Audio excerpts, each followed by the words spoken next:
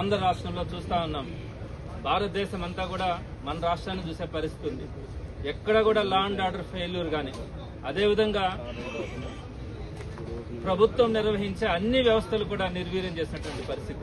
ఏ ఒక్క వ్యవస్థ కూడా ఈ రోజు వారి పని వారు చేసుకోలేనటువంటి పరిస్థితి.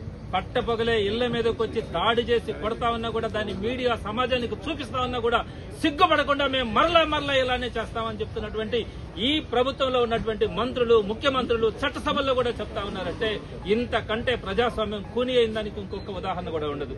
ఈ విధంగా ప్రజాస్వామ్యంలో ఈ ప్రభుత్వం నిర్వహిస్తున్నటువంటి అన్ని వ్యవస్థలు నాశనం చేస్తా ఉండడంతో పాటు ఈ రోజు చట్టసభల్లో జరుగుతున్నటువంటి వాటిని కూడా వక్ర భాష్యం చెప్పి ప్రజలకు తప్పుదారులను పట్టించే పరిస్థితి ఈ రోజు మనం చూస్తా ఉన్నాం.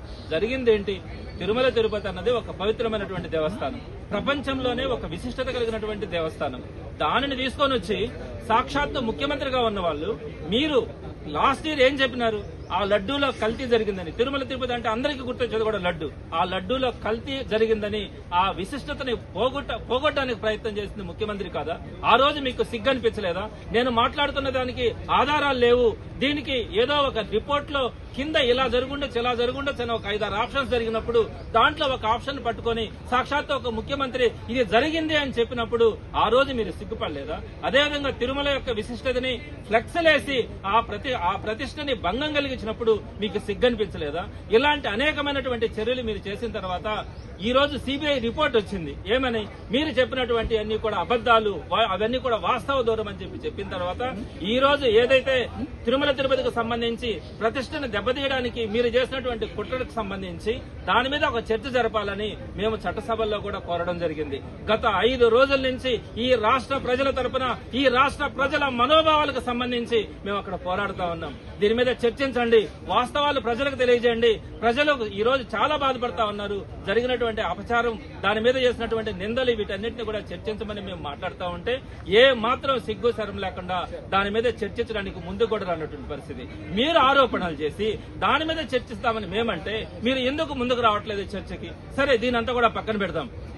విసిగిపోయిన తర్వాత 4 రోజుల తర్వాత వెంకటేశ్వర స్వామి ఫోటోలు తీసుకొని దాంట్లో గోవింద ఈ సమాజాన్ని రక్షించు అనే ఒక క్యాప్షన్ ఉండేటట్టుగా అక్కడ ప్రింట్అవుట్లు తీసుకొని వచ్చి ఎల్ఓపి గారి దగ్గర పెట్టిన తర్వాత అందరూ కూడా వాటిని తీసుకొని పోడియం దగ్గరికి అనుకోవడం జరిగింది. కొంతమంది సభ్యులు వాటిని తీసుకొని చెప్పులు అక్కడ విడిచి పోడియం దగ్గరికి వెళ్లి నిరసన కార్యక్రమం చేయడం కూడా జరిగింది.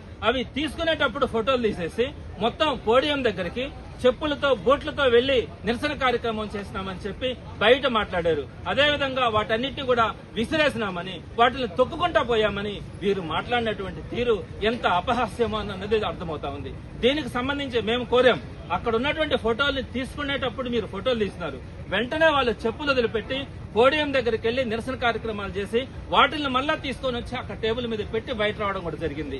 మేము ఆ ఫుల్ వీడియోను కోరుతా ఉన్నాం. మీరు ఎందుకు ఫుల్ వీడియోని రిలీజ్ చేయట్లా? మేము చైర్మన్ గారిని అడిగాం, ఆ ఫుల్ వీడియోని బయట రిలీజ్ చేయండి అంటే నేను 3 రోజుల క్రితమే సెక్రటరీ జనరల్ ని అడిగాను, ఆ వీడియో ఫుల్ వీడియో నాకు కావాలా అని అడిగితే కూడా నాకే ఇవ్వలేనటువంటి పరిస్థితి ఉంది అని చెప్పి చైర్మన్ గారు చెప్పినారంటే మొత్తం టోటల్ గా కౌన్సిల్ అంతా కూడా, శాసన మండలి అంతా కూడా చైర్మన్ గారు చెప్పినట్టుగా జరగాల్సిన పరిస్థితిలో ఈ రోజు ఒక నియంత అయినటువంటి సెక్రటరీ జనరల్ ఆధ్వర్యంలో ఆయన చెప్పినట్టుగా అధికారులు గానీ ప్రతి ఒక్కరు కూడా నడిచేటువంటి పరిస్థితి జరుగుతా ఉందంటే ఈ రాష్ట్రంలో చట్టసభల మీద ఇంకా ప్రజలకు ఏమాత్రం విశ్వాసం ఉంటుందనేది కూడా మీరందరూ కూడా ఆలోచించాలా.